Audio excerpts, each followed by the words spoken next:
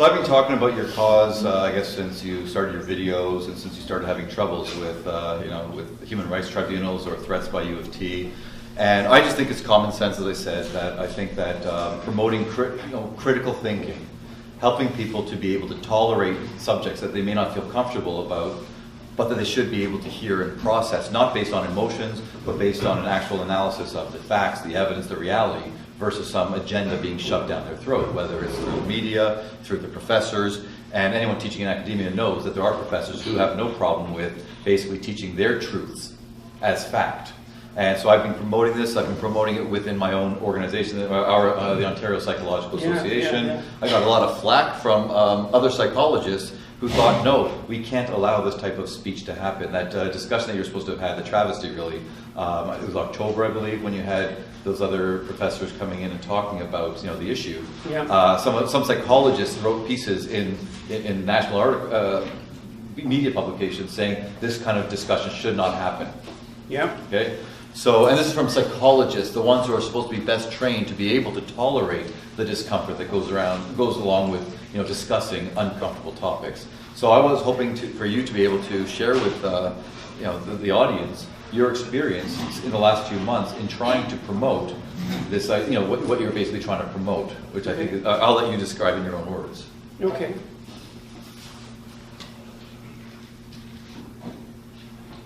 So let me think about those videos for a minute. Well, I think there were two things that, I should give you some background on the videos, I guess. I mean, I just made them in my office at home. I had no idea what the consequence would be. I was just trying to sort out my thoughts partly about not so much Bill C-16 as the background policies that surround it, especially on the Ontario Human Rights Commission website.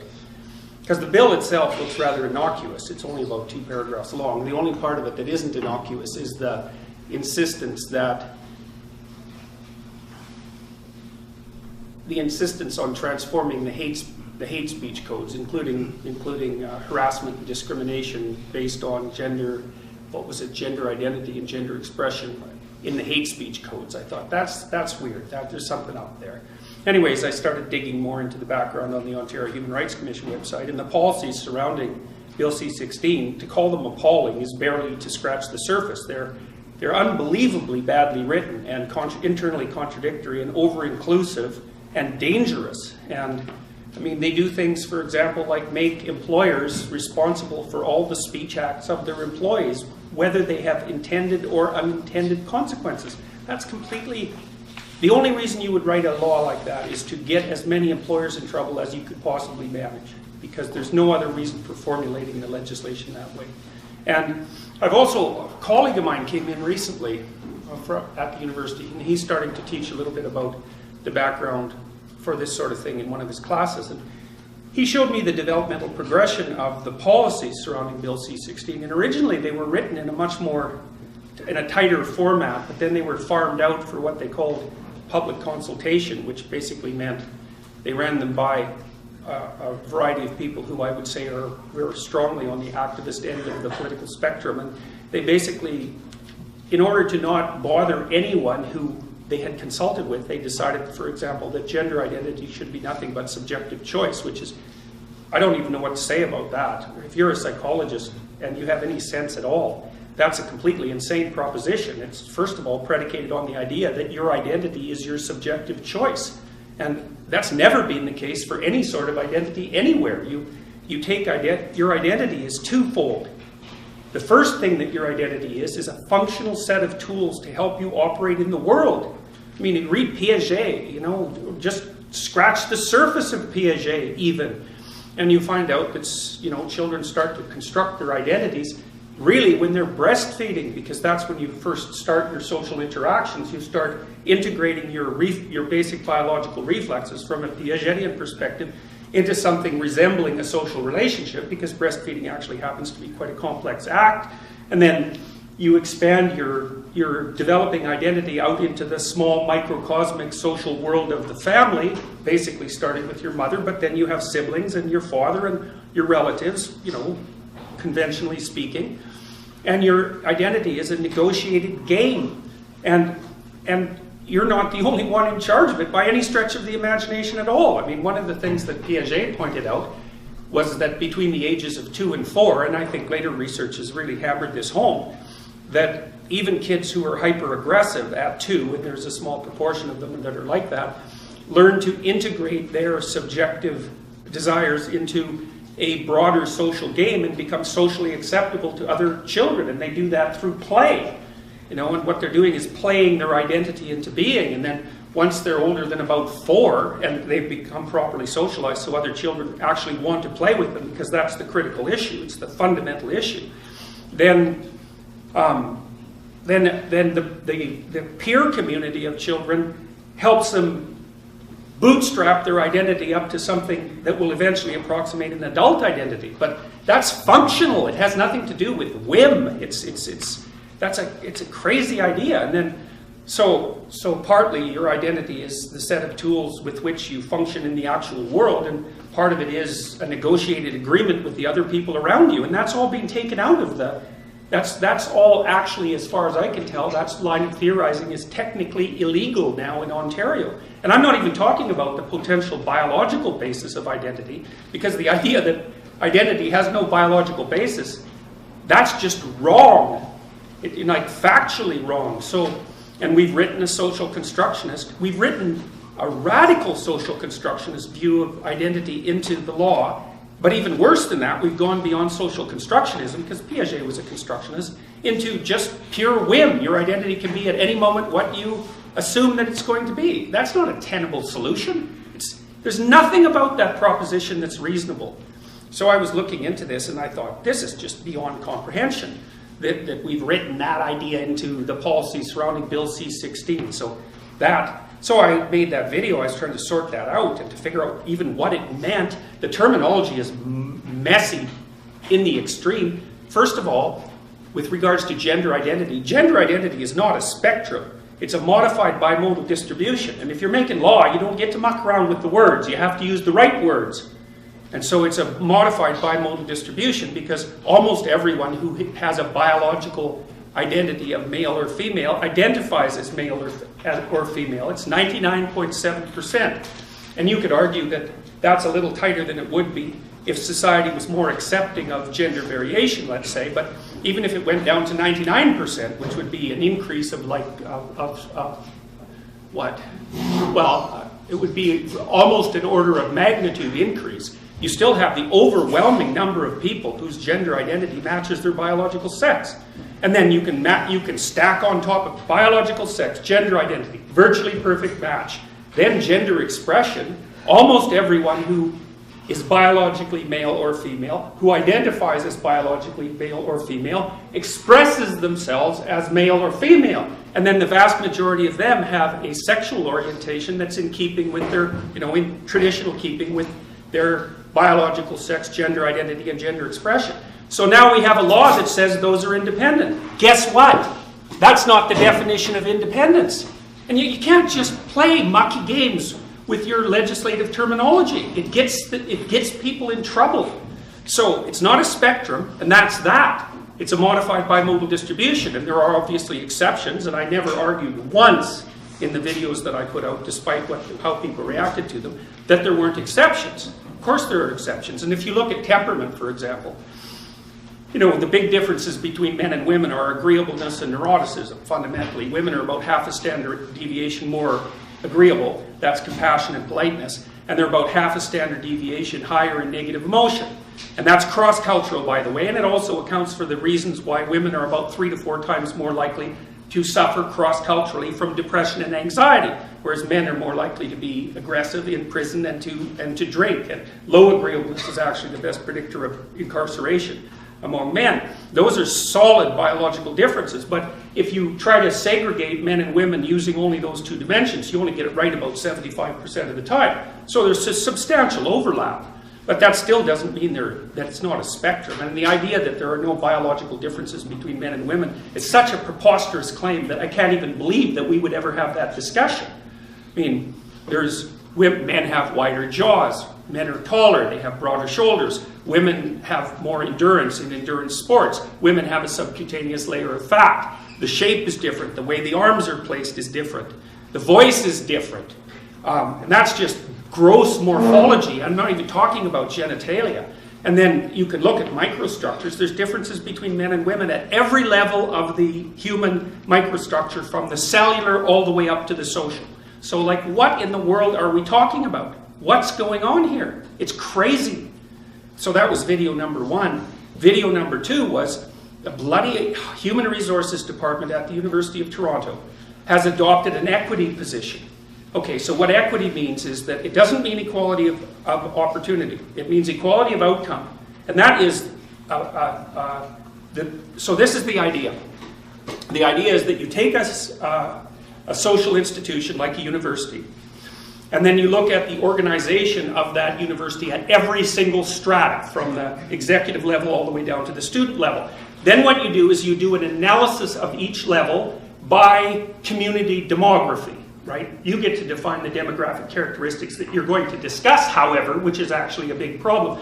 Then you make the presupposition that unless that organization at every level matches the demographic representation of people at every level, then it's corrupt, oppressive, and discriminatory, and it needs to be changed.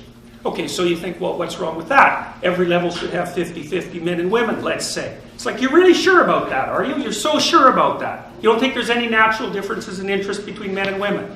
Well, if you don't think so, then why are most psychology classes 80% women? And that differentiation is accelerating rapidly, like I've seen it over the course of my career, from maybe 60% men at the beginning of my career to like 80% women now.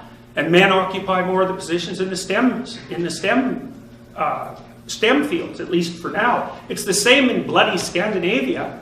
It's 20 to 1 nurses, 20 to 1 women to men nurses in Scandinavia, and 20 to 1 men to women in engineering. And that's in Scandinavia. And so what's happened in Scandinavia, as they've made the society more egalitarian in terms of its legal and social structures, is that the gender differences in personality between men and women have got bigger, not smaller. So what that means is that social constructionism isn't wrong. That's what it means. Wrong. Disproved. It's exactly the opposite of what the theory would have predicted, because the theory predicted, and God only knew how it was going to sort itself out. It's not like people knew this to begin with. The idea was that as you equalized the social structure, that the differences between men and women would disappear. Guess what? That didn't happen. And it's not studies of just a few hundred people in a few locations. Those are population-wide studies, and they've been replicated multiple times. So, and the funny thing is that, so there are temperamental differences between men and women. And neuroticism and agreeableness are not the only temperamental differences. So if you fragment extroversion, it fragments into assertiveness and gregariousness. Women are more gregarious, men are more assertive. If you fragment conscientiousness into orderliness and industriousness, women are more orderly and men are more industrious. If you fragment openness, which is the creativity dimension, into interest in ideas and interest in aesthetics, you find that women are more interested in aesthetics and men are more interested in ideas. So because you can fractionate the big 5 into 10, you get gender differences across all of them. And they're not trivial either. They make a difference. So, okay, so anyways, back to the equity thing of all the preposterous and idiotic ideas. So, first of all, to make gender equity across every dimension of an organization, you have to assume that men and women have identical interests and temperaments, and that if they don't, the state should intervene to bloody well ensure that they do, which is something for all you women to figure out, because now there's many positions in society that women preferentially occupy. So what are you going to do about that? And what are you going to do about the Asians? Because they occupy preferential positions as well. You know, they're overrepresented in all sorts of professional institutions. And the probability is that that's going to increase. What are you going to do about that? What about the Jews? What are you going to do about them? Because they're in the same position as the Asians. You're going to put quotas on all those people? What kind of stupidity is that? And then it's worse too, because let's say you equalize women and just for the sake of argument, across all these different dimensions of society. Well, then what are you going to do? Are you going to equalize for black women and Latino women and Asian women? Are you going to subtype black women? Because it's not like they're all the same. Are you going to ensure that women from lower classes are represented just as much as women from upper classes? And how many generations back are you going to go to check that? What about intelligence? What about attractiveness? How about height? How about weight? So the problem with the fractionation by group identity is that it's endless. There's no way of ensuring equality across groups because there's an infinite number of groups. You can fragment group identity all the way down to the level of the individual, which is exactly what you should do, which is what we already did in the West. We figured, well, the ultimate diverse population is a population of individuals, so you let the individuals sort it out. No, we're going to replace that with group. Well, what that means for the bloody social activists is that they'll be able to play this game forever because you can continually fractionate group identity ad nauseum, and so the system will never be equal. And you can bloody well be sure that as we implement social policy to make sure that all outcomes are equal, that the amount of space that you personally are going to have to maneuver in is going to shrink and shrink and shrink and shrink. We've already seen that happen in many societies. You'd think we would have learned from the 20th century. So that's the equity issue. And then worse even, this is the HR and equity people, they're actually mucking about with people's unconscious biases. So this is what we want, right? We want your employers and the state to re-educate you so that your perceptions, because that's what we're talking about with regards to unconscious bias, so that your perceptions fall into accordance with their demands. And not even your voluntary perceptions. By the way, your involuntary, unconscious perceptions have to be retrained. Okay, so maybe that's not so good, especially when you look at that bloody implicit association test. Mahzarin Banaji from Harvard and Anthony Greenwald from the University of Washington. So Banaji is an avowed Marxist, and Greenwald and Banaji both bloody well know and have written that their implicit association test has neither the reliability nor the validity to be used as an individual diagnostic test. They know it. Sorry, just jump in. I've lectured about that in my class, but not everyone is aware of that. Do you want to just give it? I can bring up a PowerPoint slide, or do you want to? Yeah, why don't you do that? Yeah? Do you want to do that? Yeah, so I'll let you take over when you do that. So, despite the fact that... Sorry, so forget all of it. It'll take a few minutes, so... Yeah, well, despite the... Okay, so the implicit association test, in principle, is this word association game. It's actually predicated, I would say, on psychoanalytic ideas, most particularly on Jungian ideas, because Jung developed the association test many, many, many years ago. But it purports to investigate whether you are unconsciously biased towards one group or against another group. Could be gender, could be ethnicity, could be race, could be attractiveness, whatever. But the problem is that when you give the same person the damn IAT twice, they don't get the same results. So there's a rule for diagnostic tests. And the rule is the reliability, test-retest reliability, has to exceed something like 0.8 or 0.9. 0.8 at least. So the Big Five does that, IQ tests do that, but there's damn few tests that pass that reliability criteria, and the IAT is only reliable, I don't remember precisely, but I think it's about 0.5, which isn't even, it's not even near close enough to be used as a diagnostic test. Plus, it's not valid. So what does that mean? Well, let's say I assess your unconscious bias and give you a diagnosis. Well, there's no evidence that it predicts your behavior. So what good is it? What good is it? Well, it's good if you want people to send you to retraining exercises so that you can have your perceptions adjusted in the direction that your organization and the state thinks is proper. And that's happening everywhere. I got letters this week already for people at CBC. It's becoming mandatory there. St. Mike's Hospital, same thing. And they've decided that all of their micro institutions within the hospital will be equitable. There'll be 50% women and 50% men at every single level of the organization, or the organization is corrupt and oppressive.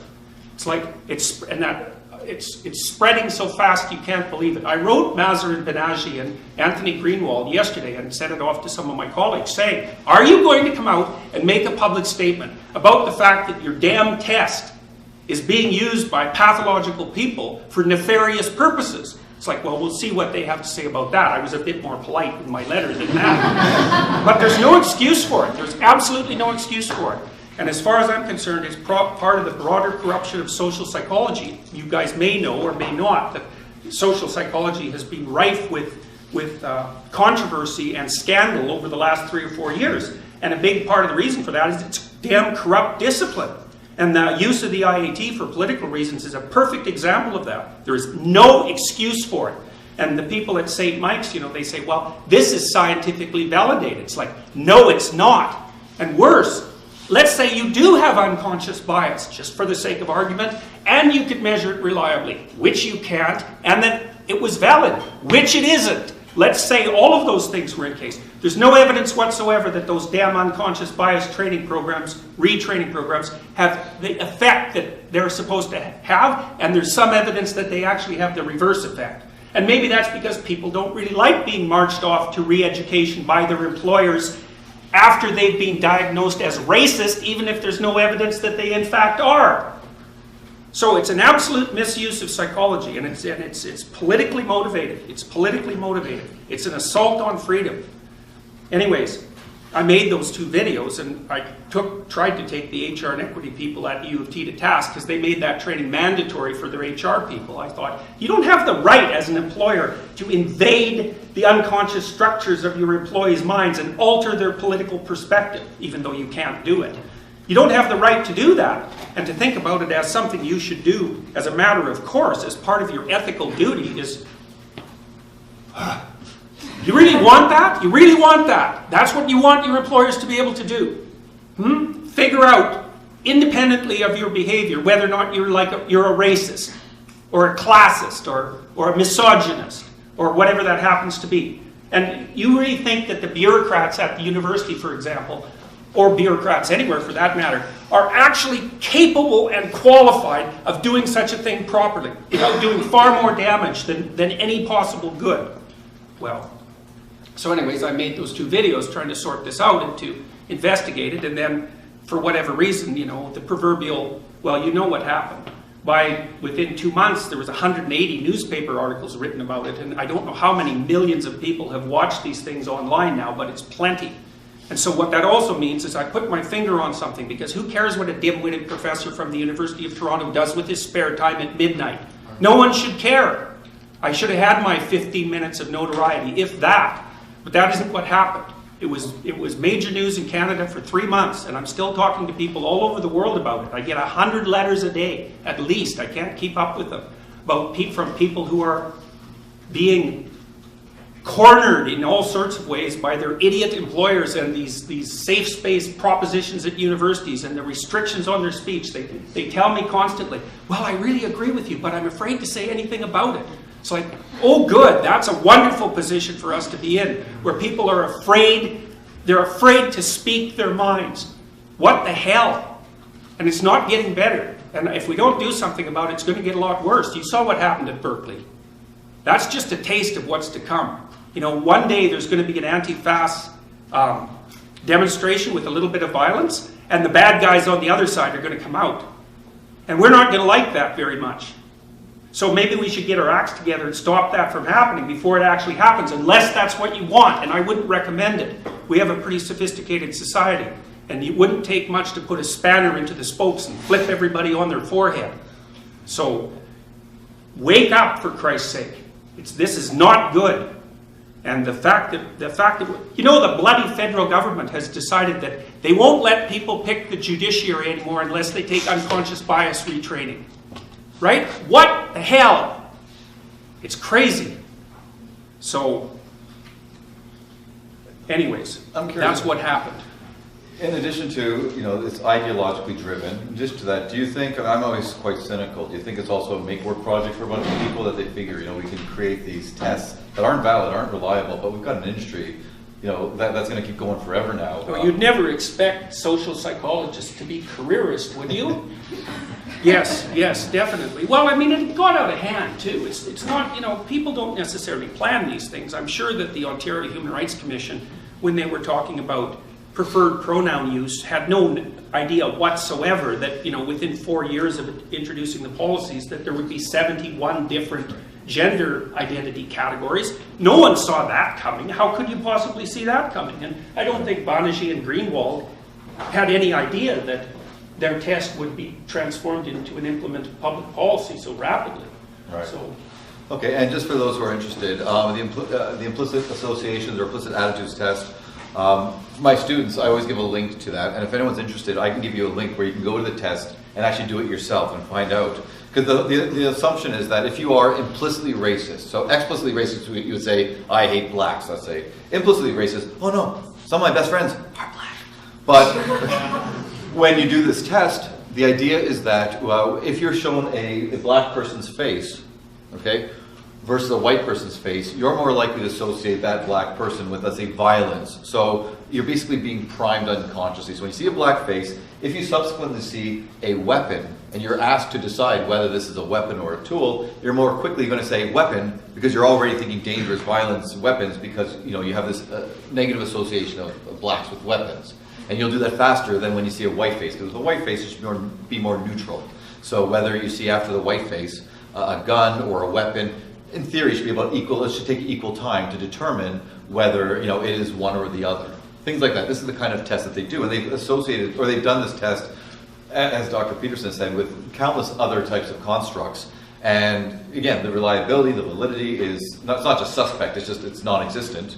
And as I said, if you'd like to try it out, if you're a student, check out on the Brightspace page. If you're not, email me, Facebook me, and I'll give you the link. And you can. They've done it to I think 50 different at least. Democrat, Democrat, Republican. Vanilla, strawberry. There's all these different things that you can do and see where your implicit or unconscious biases are. And as Dr. Peterson's saying, it's getting out of hand. And this whole idea with the gender pronouns, because during the debate that you had, or whatever that was, at the U of T. One of the people there, I think she was a lawyer, very condescendingly. Costman.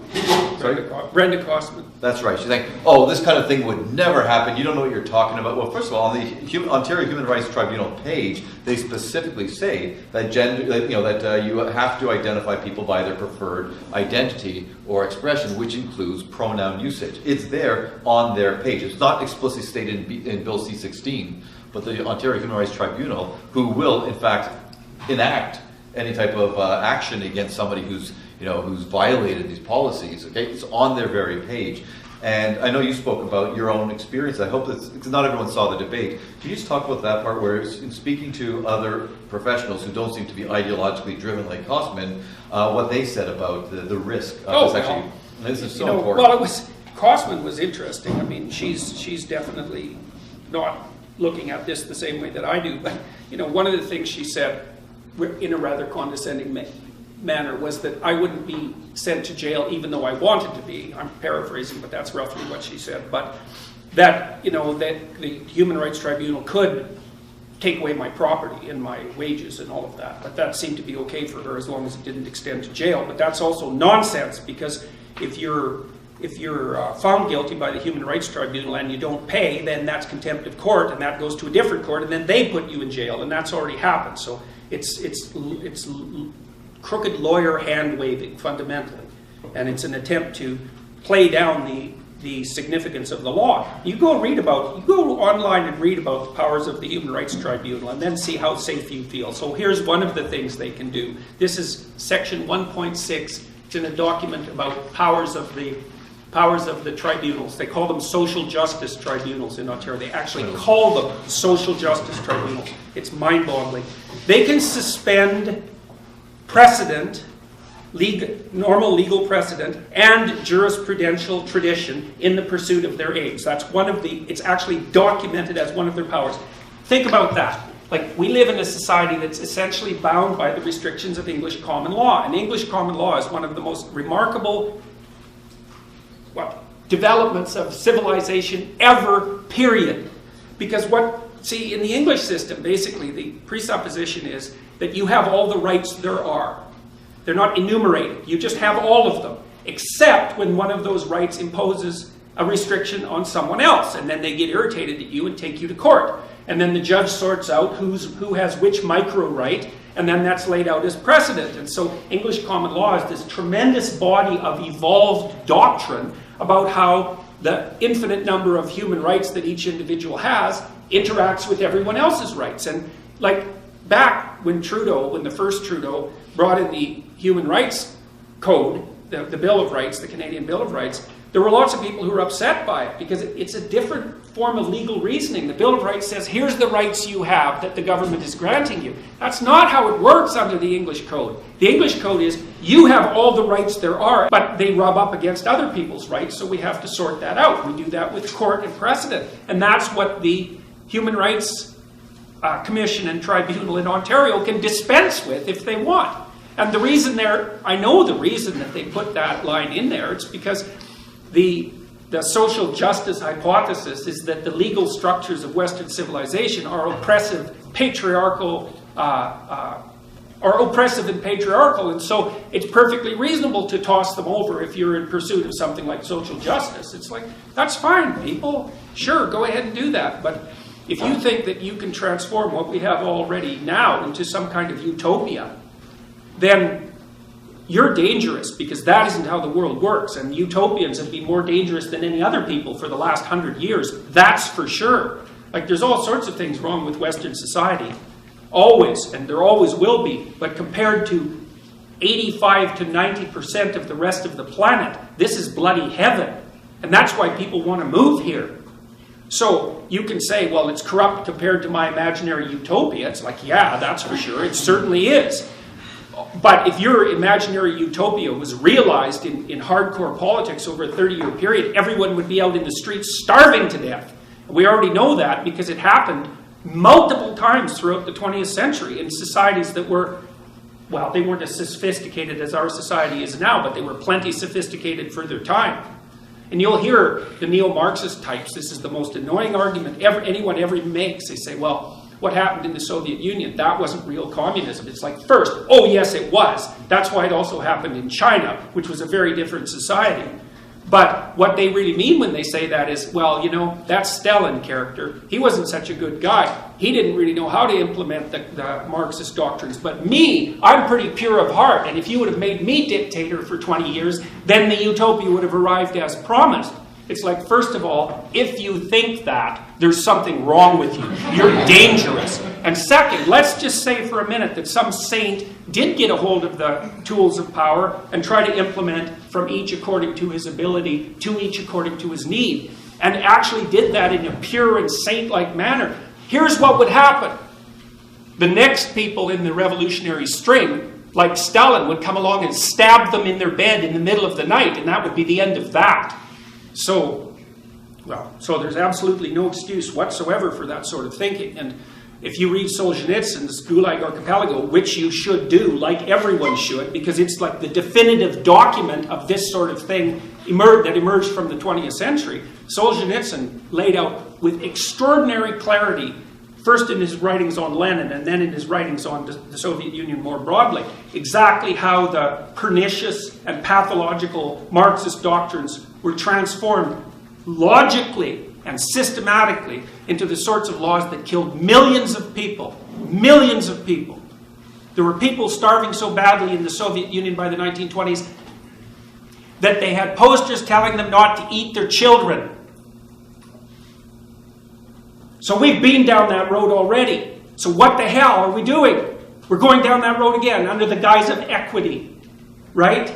And equality. Well, that was the doctrines that promoted those laws to begin with. Not good. Okay, so when Dr. Peterson, when you talk this way, some people are going to say either you're blowing things out of proportion, or you've made a huge leap from where we are now to where we should be. And so I think there's a lot of room for misunderstanding for people, especially if they have certain ideologies that they'd like to protect. So one of the reasons I wanted to invite people over was to be able to ask questions. You've heard some of Dr. Peterson's tenets that he's trying to convey. And he said, and I don't know how many videos each person has watched, but you have an opportunity right now, if that's okay. Yeah, if someone has a specific question, either from something that Dr. Peterson has said today, or things you've heard in the videos that's been nagging at you, go like, I really want to ask him face to face, straight up, what do you mean by this, or what is your solution to that? Please, I'm opening up the floor. Just talk really loud, please, so the mic can pick it up and then everyone can hear. Does anybody have a specific question that you would like to ask? Okay? Oh, sorry, I'll let her. Okay. No. Sure, okay. Barbara Kay? Okay, it's a little bit of a sidebar, but I've watched several of your videos. They're brilliant, and some of your longer ones in explaining. And I'm intrigued by your. I know that Solzhenitsyn is one of your heroes. I know that Solzhenitsyn was a great man, but I'm a little disturbed, and I would love to know, why was he anti-Semitic? You know, the book that he wrote in which he was accused of anti-Semitism has not been yet translated into English. You mean there was only one place where... Well, one of the things that he did, there's certainly no sign of anti-Semitism in the Gulag Archipelago, not as far as I could tell. And I don't think, in the other books I've read, I haven't seen that either. He did write a book near the end of his life on the role that Jewish intellectuals played in the establishment of the Soviet Union. But you can't get it in English, so I don't know what to say about that. I know that it's been criticized from both sides, I would say. One side saying, well, this was a story that needed to be told, and the other side saying, well, this veers into anti-Semitism. So, but you would ask that question. That's a really hard question, man. Okay, so I'm going to venture out on a limb, because I've been thinking about this for a while. Am I going to venture out on a limb?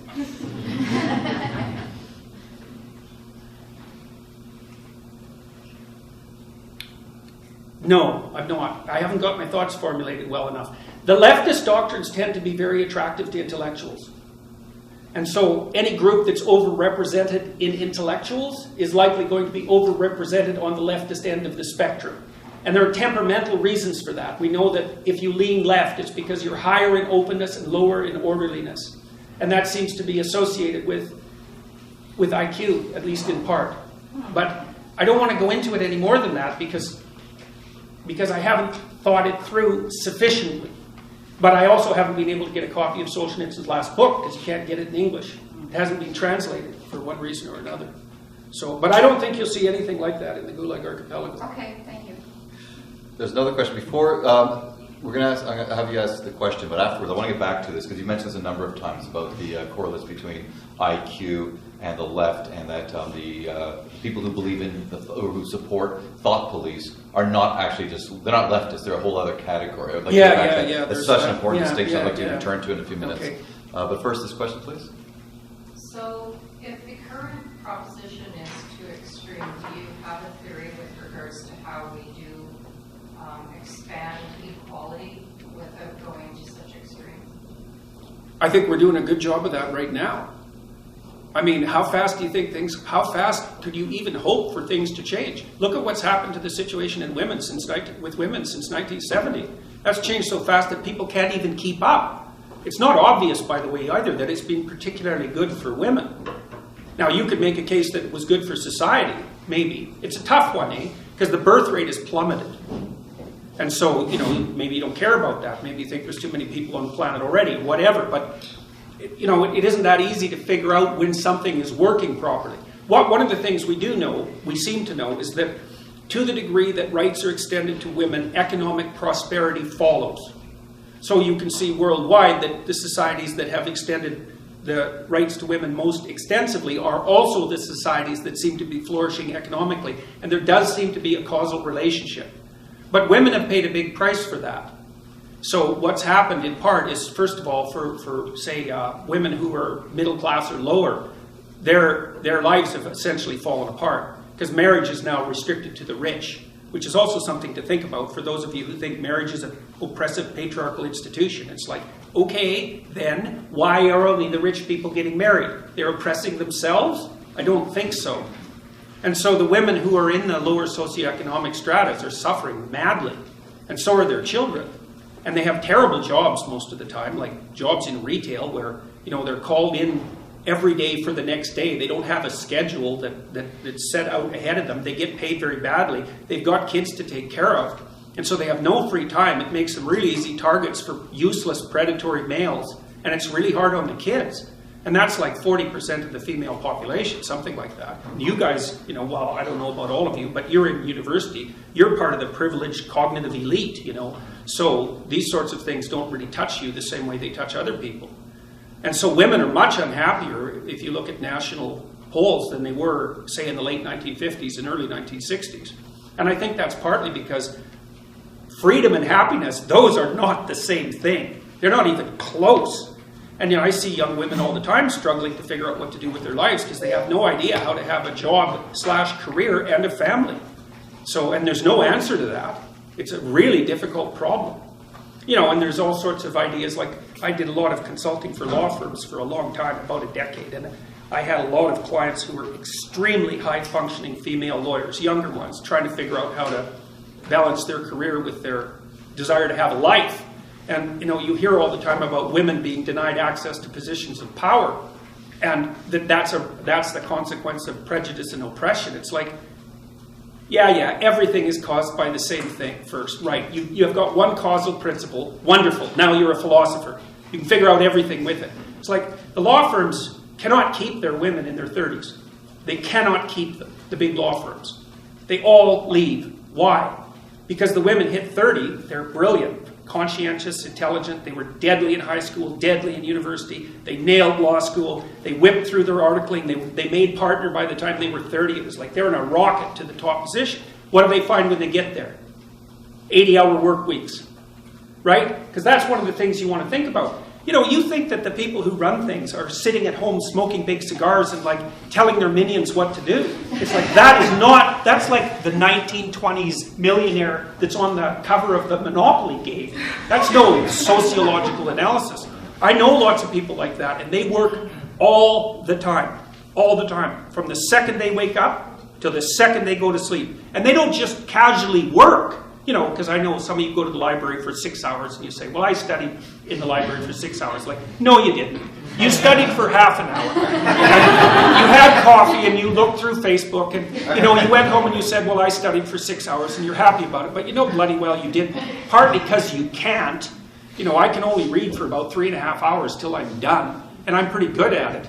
So these people who are running things, there's corrupt people, obviously, but the vast majority of them, first, are self-made, and second, they're so bloody efficient and smart, you cannot believe it. And they work 80 hours a week. And most of them happen to be men. And why is that? Because there are a small number of insane men who will do nothing but work 80 hours a week. And no matter where you put them, if you put them in the middle of a forest with an axe, all they would do is run around chopping down trees. So the issue isn't, why aren't there more women in positions of power? It's, why are there any men insane enough ever to occupy those positions? Because we also know, and the data on this is very clear, what's the relationship between money and well-being? Once you have enough money to keep the bill collectors from your door, so once you have enough money to stave off misery, which is sort of lower middle class, something like that in our society, maybe a little lower than that, extra money does not help you. It does not improve your life. So why bother with it? Well, that's what the women in the law firms think. It's like most of them, by the time they're in their 30s, are married. Almost all of them are married to men who make as much money or more than they do, because that's what women go for cross-culturally. 4 to 5 years older, equal or higher in the socioeconomic status.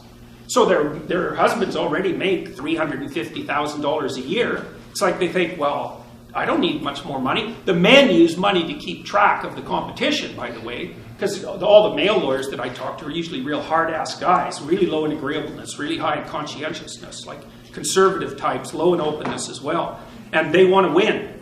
And the reason they care about their damn bonus at the end of the year isn't even so much because of the money, it's because they got a much bigger bonus than the other son of a bitch sitting beside them, and they're happy about that. So there's a real brass knuckles competition that drives these sorts of things. But we get things backwards so often in psychology and in sociology. It's not why there aren't more women in positions of power. It's, why do any men want those positions? You just have no idea the amount of responsibility that comes along with that. You just imagine for a minute trying to run $1 billion corporation. You can't even bloody well balance your checkbook, and there's dust bunnies underneath your bed. How in the world would you ever run $1 billion corporation? Those things are complicated. And you have enemies, and they're trying to take you out all the time. You look at Apple and Samsung, man, they're just torturing each other in the courts nonstop. If you're running a big corporation, you'll be handling 200 or 300 lawsuits at a time. And that's just nothing compared to the complexity of what you actually have to do. Stay on top of the technology, constantly interact with your large customers, travel all the time because you have to maintain the relationships. You have to regulate the politics inside the business. Believe me, it's no picnic. And you think, well, they get a lot of money. It's like, what makes you think that's such a good thing? You know, like if you're half crazy and you have a lot of money, you're going to be crazy a lot faster, I can tell you that, because it frees you from all sorts of constraints. You know, we know the data on lottery winners. They're no happier a year later, and some of them are done, especially if they had like a bit of a cocaine problem to begin with, because, you know, being broke stops you from dying if you're a cocaine addict. You get enough money and away you go. And you think to yourself, you know, you've got all sorts of bad habits and weirdnesses. If somebody dumped an infinite amount of money on you, what makes you think you wouldn't unravel completely? It's highly probable. So anyway, so back to these women. You know, what they do when they're 30 is they look around and they've hit partners, so they've hit the pinnacle of their profession. They think, what the hell am I doing this for? Why would anyone in their right mind want to be woken up at 3 in the morning Sunday by their irate Japanese client who wants them to work for the next 5 hours non-stop to fix this damn problem, which is going to cost them $100 million right now? Or we'll find someone else to pay $750 an hour to fix it right now. And you think, well, that's, you know, a masculine form of value, because that's one of the criticisms. If the law firms just adopted a more feminine structure of value, it's like, what kind of bullshit is that?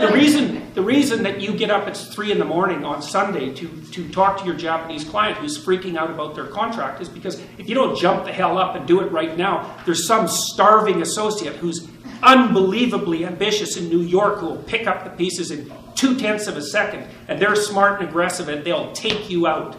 So it has nothing to do with masculine structures of value. It's all the foolish ideas. And you know, it's not just law where this happens. You know, we know, for example, that female doctors work far fewer hours too. So the more female doctors you have, the more doctors you have to have. And I'm not complaining about women's priorities. I'm not saying the women are wrong. Not at all. It's like the older I get, the more I understand that marriage and family are of primary importance.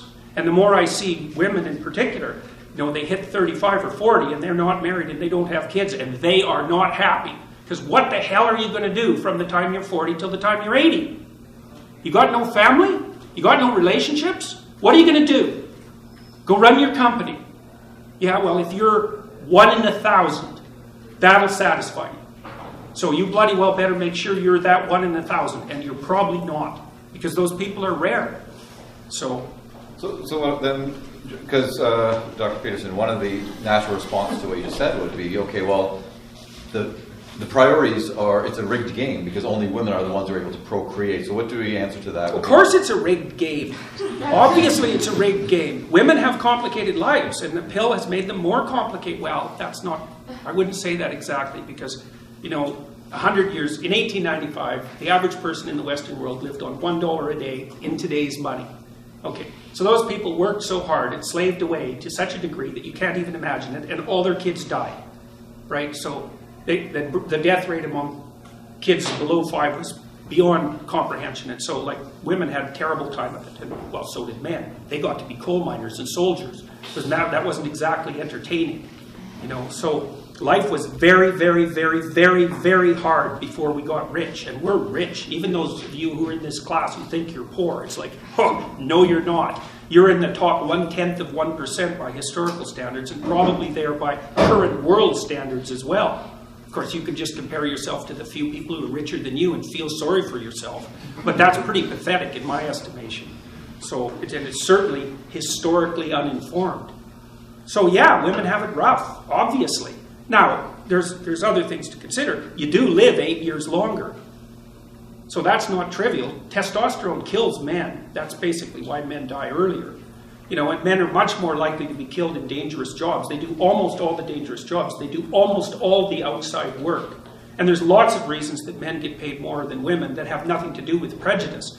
It's because they take awful, horrible jobs, like working in the oil rigs in northern Alberta when it's bloody 40 below, and come out of, of that after 5 years with 2 or 3 fingers missing and all warped up. Because you really want to wrestle pipe when it's 40 below and it's filthy with a bunch of ordinary men who are hungover beyond belief? It's like, That's not very entertaining. So yeah, I mean, each gender, each sex has its own unfairness to deal with, but to think of that as a consequence of the social structure, it's like, come on, really? What about nature itself? And this is something that seems to be completely invisible on the left side of the political spectrum. It's like, of course you're bloody oppressed and your life is full of suffering, obviously. But to think about that as a direct consequence of unjust social structures is just moronic. It's like, that's part of the reason, a small part, but look where you're sitting, people. It's pretty warm in here. And you're so privileged you can come here on Saturday morning and listen to an intellectual lecture. It's like, you should be happy about that, because by historical standards, you should be out lifting rocks in your skeletal form, about 5'3" with no teeth. So, Fighting with cougars. Yeah. Cougars and lions, yeah, exactly. So, you know, there's no gratitude. That's the thing. There's no gratitude for what our society is capable of doing. So, Sorry? Yeah, Dr. Peterson, tell me what you think about this, because I was thinking about this. What happens when the forces of the gender identity, gender expression clash with the the capitalist market forces? For example, sports is a multi-billion-dollar industry. And if some women start saying, we express ourselves as men, we think we're men, and the law is on their side, do you think that this billion-dollar industry is going to put up with some women wanting to be, you know, on football teams on the Toronto Maple Leafs? I don't think so. So I'm wondering if some of the market forces will clash with this, and then some of these issues might resolve that way. What do you think? well, market forces will be a constraining factor. Partly because the market tends to punish things that don't work in the market very, very rapidly. You know, and that's another thing with regards to thinking about, say, equality or equity in the workplace. If you believe that there is a equivalent distribution of talent across all possible categories, then you have some reason to wait for the market to sort itself out, because, you know, even if you're an anti-capitalist, you at least have to understand that the people that you despise are motivated by greed. And so they're going to try to find people who will make them the most money, and they basically do that. It's a pretty stupid employer who won't take someone talented when they come along. You might say, well, they're prejudiced and they're not doing such a great job of like sorting out the applicants. It's like, that's fine. They'll be stomped real good by people who are much better at it. Because like talent is unbelievably rare. I don't know if you guys have talked about the Pareto distribution at all. But, well, productivity is not normally distributed. You know, you learn in psychology that everything is normally distributed. It's like, no, it's not. Random things are normally distributed. But productivity isn't random. And so what you see, productivity is actually governed by something called Price's Law, which is a variation of another principle called the Pareto principle, which was discovered back in the late 1800s by Vilfredo Pareto, who was an economist. What Price showed, Price actually studied scientific productivity. And so what he showed, it's quite cool. At the time when he did this was in 1960, the typical PhD student had one publication on graduation. Okay, half as many had 2. Half as many as that had 3. Half as many as that had 4. Massive step down in productivity. And you see this in scientific productivity, period. So what happens is that in any given scientific domain, there's a clump of people sort of on the left side of the distribution, the less productive side. And and in that clump, men and women are equally productive. But then there's a tiny percentage of people who publish like all the papers. And they're all men. And there are those insane men that I was telling you about before that do nothing but work for 80 hours a week. And the thing is, if you want to rise to the top of a profession, you think about it. What do you need to rise to the top of a competitive profession? You better be smart. Because smart makes you fast. And you're not going to get to the next place faster than anyone else unless you're faster than them. You bloody well better be conscientious, industrious in particular. So it should make you feel horrible every second of your life you spend doing something that involves leisure. And there's going to be some people in here that know that because they're hyper-conscientious. I can't stand sitting around doing nothing. I've got to find some work to do. You know, and you'll do whatever you have to that's work because you feel guilty and horrible if you're sitting around. So you need to be hyper-conscientious. And so maybe you need to be in the top 1% for intelligence and maybe the top 5% for industriousness. So that's 1% of 5%. So you're looking at it. I think that's what is that 1% or 5%? Yeah, it's 1 in 100 and 1 in 20. 1 in 2,000, I think that's right. Anyways, you're a rare bird if you're going to be in that position. And so, because of the Pareto distribution and because of the concentration of productivity in a very small number of people, there's tremendous economic incentive to identify those people no matter where they're from, no matter who they are. And employers who have any sense know that. And they're hungry. Like these law firms, you have no idea the knots they tie themselves in trying to keep their qualified women, because those women are worth a bloody fortune.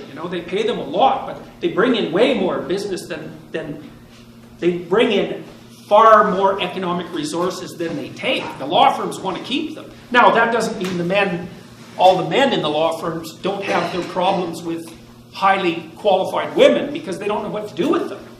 Like if you're a guy and you're assertive and competitive, then you're going to be asserting yourself and competitive with other guys. But it's a lot harder to do that with a woman because you think, well, how am I going to be? Am I going to be like hyper aggressive around her?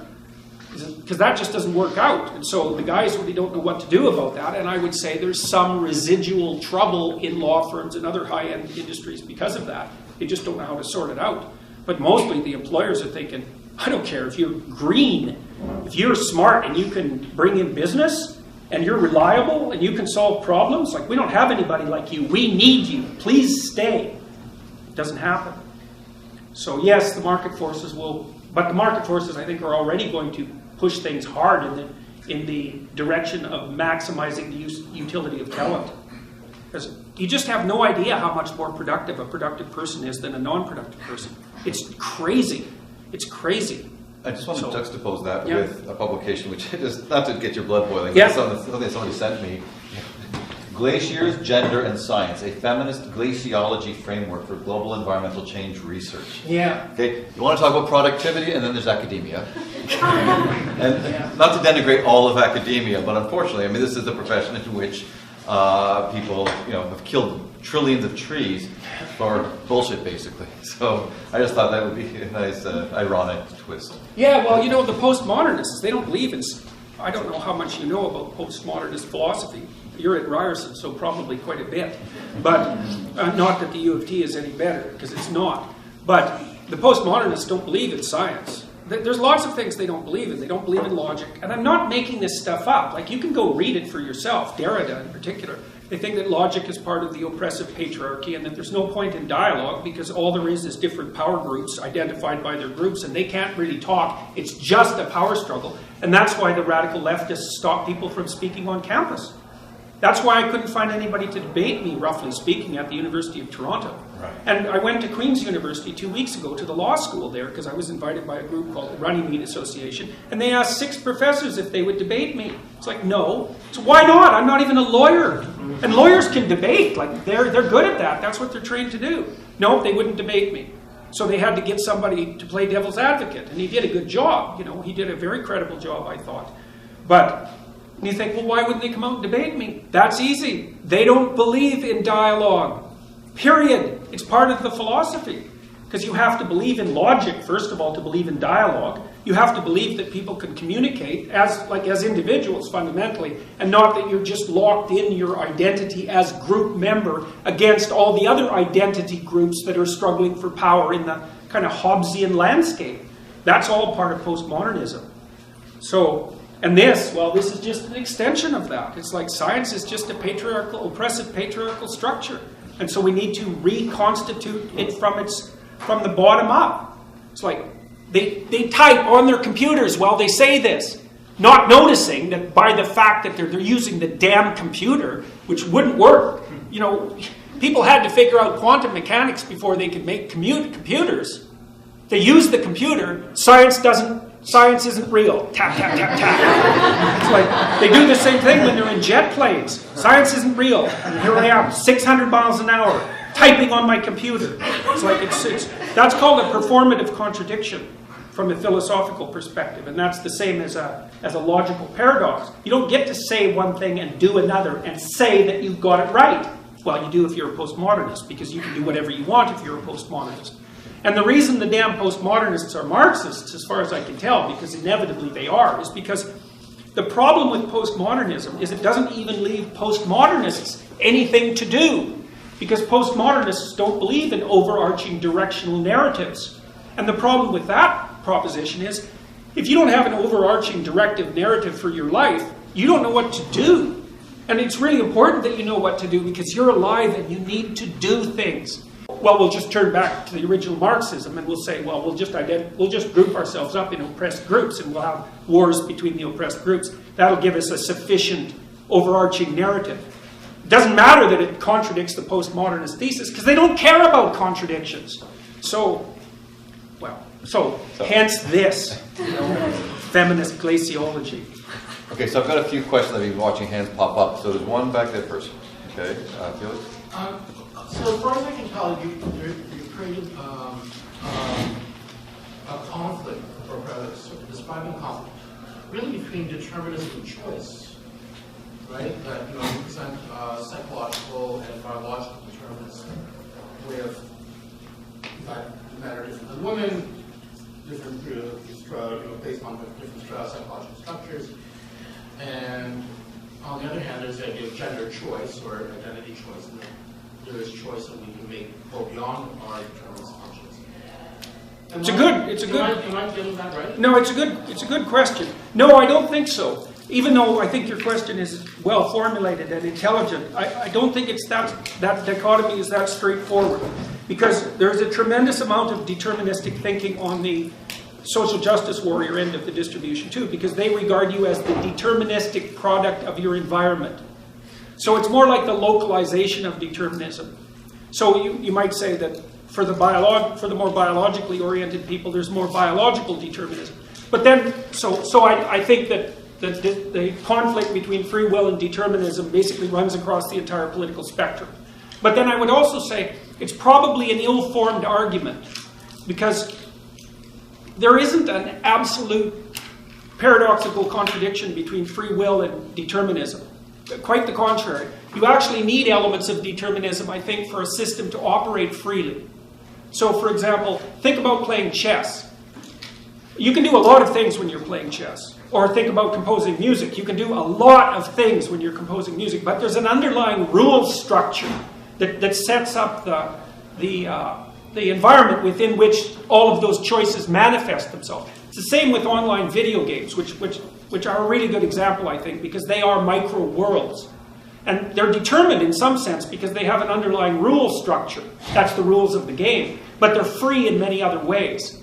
And so I don't think there's anybody, pretty much on any side of the political spectrum, who would regard people as entirely possessed of free will. We have constraints and limits. And we're also pretty good at adjusting those on the fly. So for example, you'll be much less irritated if a 3-year-old runs into you carelessly while tricycling than you will if an adult man runs into you with his scooter, because you'll take the constraints of the individual into account very, very rapidly. So I think it's not as simple as free will versus determinism mapped onto the political spectrum. Okay, sorry, Joey.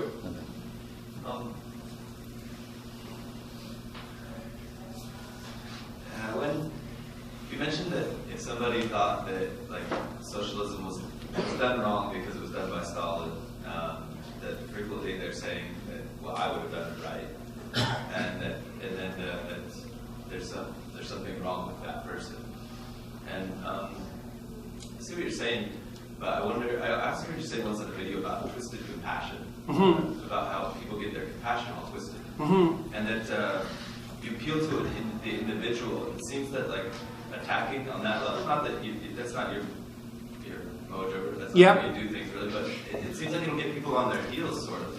I see some hatred for Americanism or something like this, or Muslims, and I think that just makes people, they naturally feel identified with their land or their category. It'll just make them defend that stance even more instead of reaching for the individual understanding somehow that compassion. Okay, so I have to take that apart a little bit because there's a bunch of issues in the question. how many people in here are in your psychology course or taking psychology? Are most of you taking psychology courses? How many people are taking psychology courses? Okay, so a goodly number. Well, one of the things you want to do with a conception like compassion is you actually want to start thinking about it like a psychologist or like a scientist, because compassion is actually definable. And I think the easiest way to approach it is to think about it in big 5 terms, because it maps onto agreeableness. And especially, you can break agreeableness down into compassion and politeness. And the liberal types, especially the social justice types, are way higher in compassion. It's actually their fundamental characteristic. And you might think, well, compassion is a virtue. It's like, yes, it is a virtue.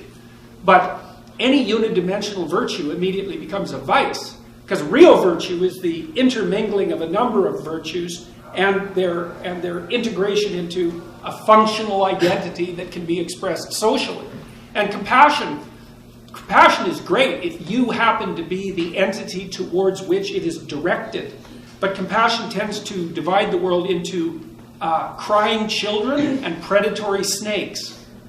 Right, and so if you're a crying child, hey, great, man. But if you happen to be identified as one of the predatory snakes, you better look the hell out.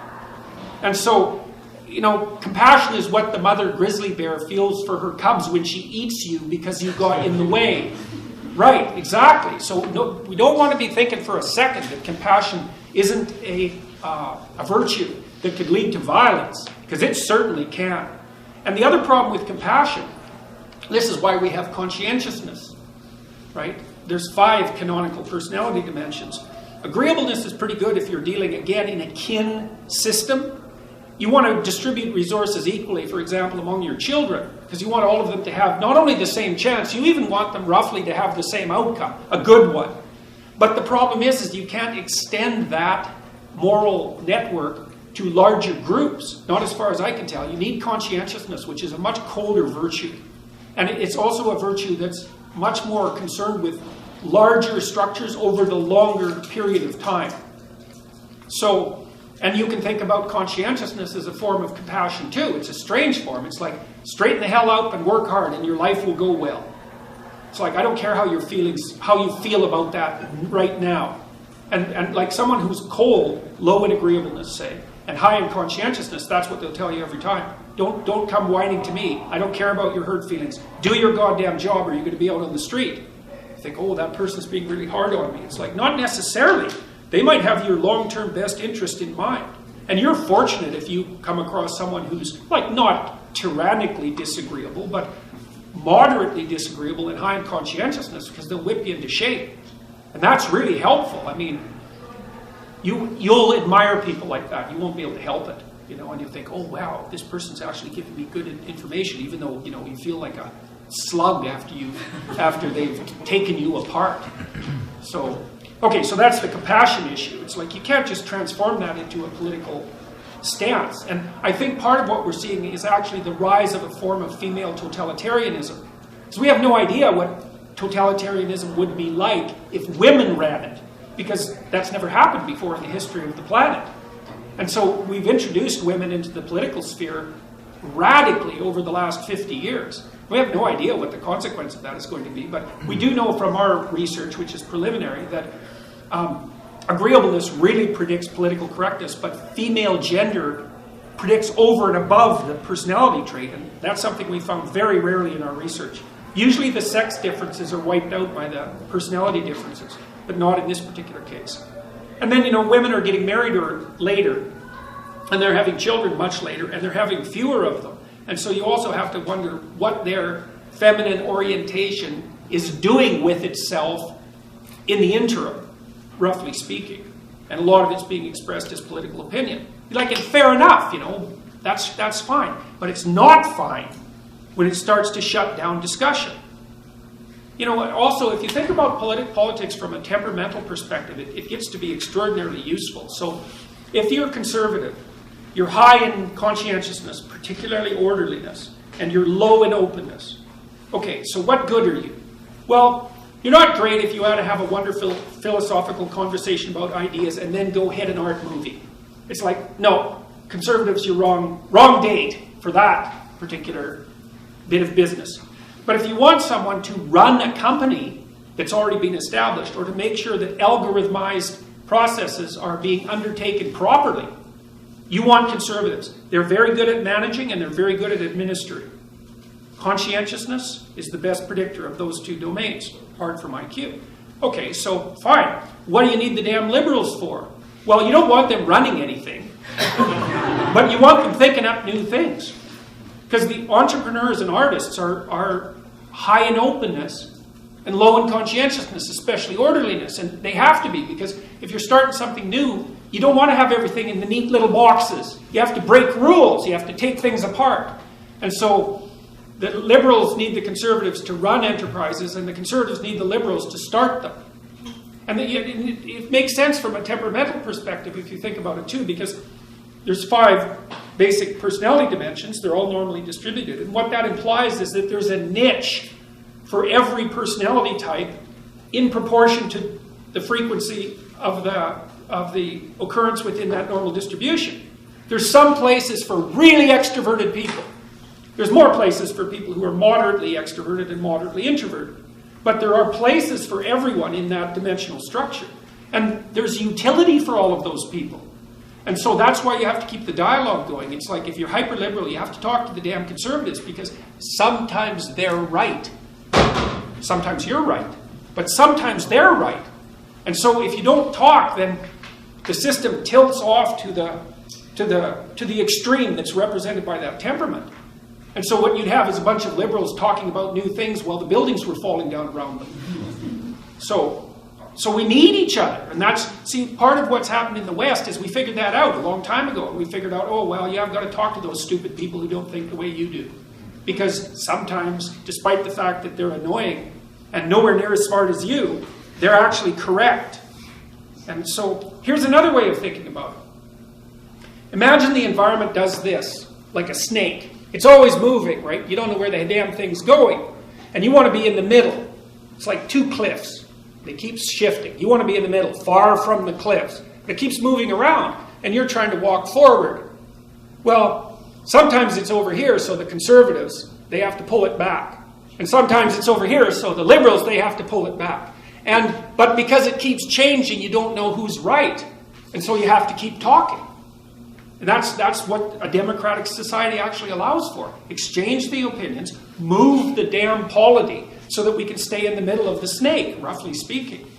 And so you got to have some respect for people who aren't like you. They're actually not like you. So I figured out recently, I think, that I couldn't figure out why openness and conscientiousness are the dimensions that are determining political belief, because they're not even correlated. So why the hell do they clump for political belief? And I think I figured it out.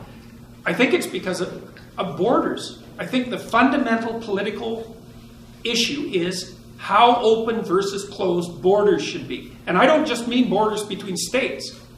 I mean borders between states. I mean borders between institutions, borders between genders, borders between sexes, borders between ideas.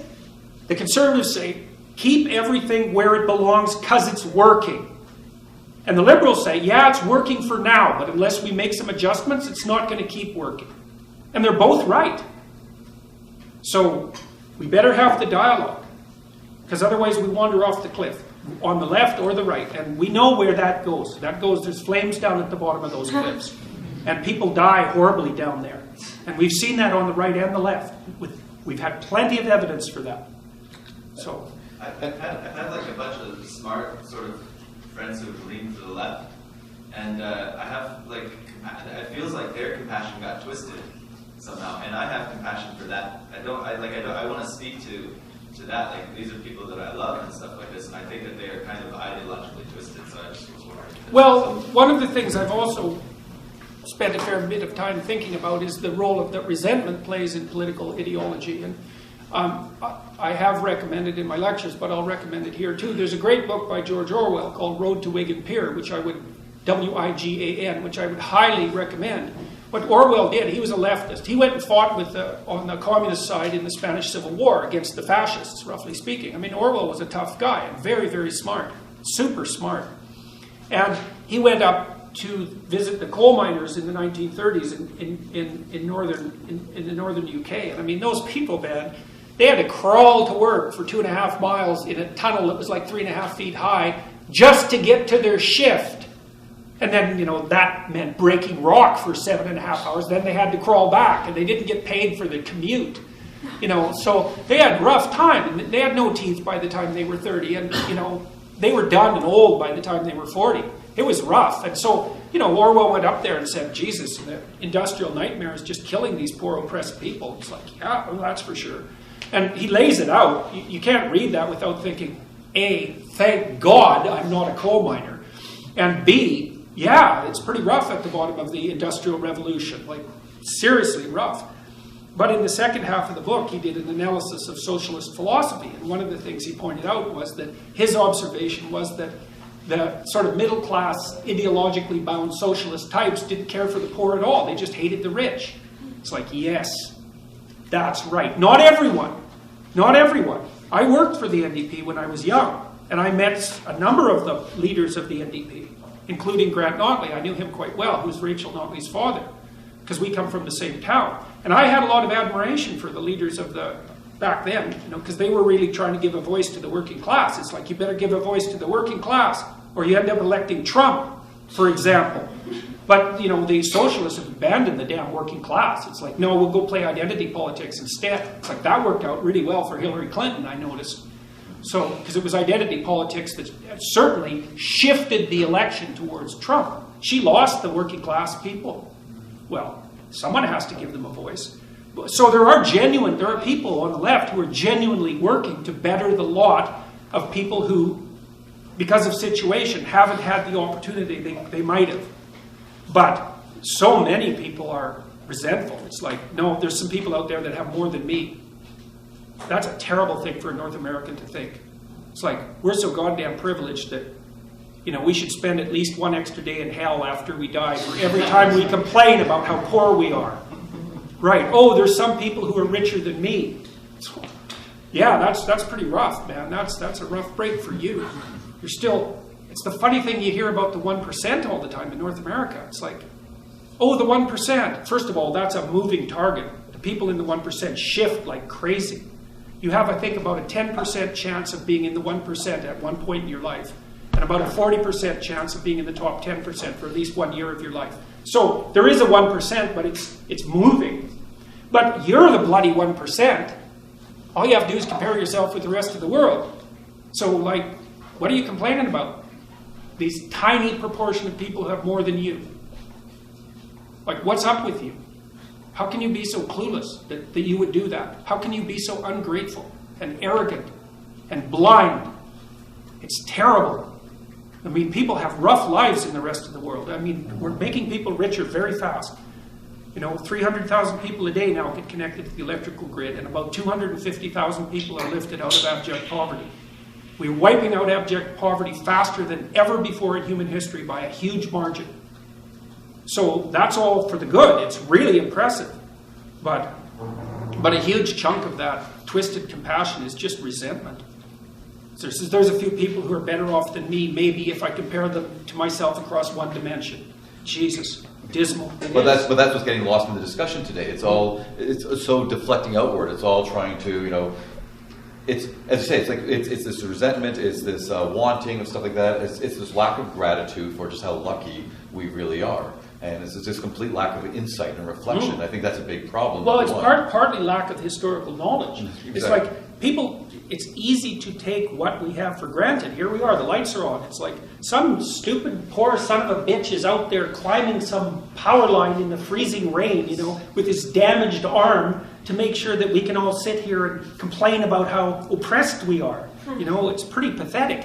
But it's no wonder we take it for granted. That's the funny thing, because your minds are organized so that if something always works, you ignore it. Because, well, why would you pay attention to it, right? It always works. You don't have to pay attention to it. So as soon as something is predictable, you zero it out.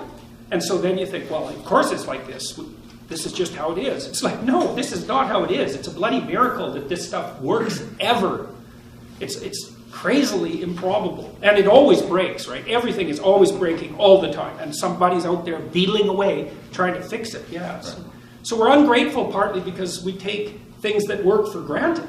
if our systems worked only 99% of the time, our society would probably be better. Because when the lights went off, everyone would go, and the heat, they'd go, oh yeah, you can't see in the dark, and you get cold when there's no furnace. Then it comes back on, you think, oh yes, that's much better. But it always works, so. Okay, that's all right. Great. Yes. Speaking of envy and resentment, would you care to comment on the apparently well-established neo-Marxist idea that men have a common collective interest, and women have a separate common collective interest, a class interest, and that these interests they come into conflict, that there's competition in some sense on a collective level? Well, I think there is competition between men and women, but it's nested inside a broader arena of cooperation. You know, this is another thing that you learn from reading Piaget, if you're careful, is that, because Piaget was smart enough to understand that there is no dichotomous opposition between cooperation and competition. So, you know, one of the sort of tenets of the kind of leftist mumbo-jumbo that I hate is that kids shouldn't play competitive games, right? It should be cooperative games. It's like, okay, let's take that apart. Let's take hockey. Is it competitive or cooperative? Well, it's competitive. Well, wait a second. No one brings a basketball to the hockey game, right? No one brings a chessboard. Everyone that comes to the hockey game comes there to play hockey.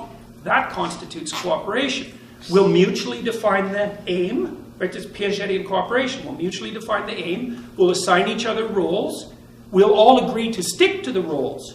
Well, that's cooperation. And if you break the rules, what happens? You get stuck in the penalty box. You're not playing hockey. Off you go. And people go off. They go sit in the penalty box. They don't go kill the referee with a stick. Like they go and sit in the penalty box. You know, 6'7", 300 pounds. So, okay, and then you think, well, what about within the team? Is that cooperation or competition? Well, each team member is trying to be the best player, but try not passing to your colleagues and see what happens. You know, even if you're really good, you're just a diva.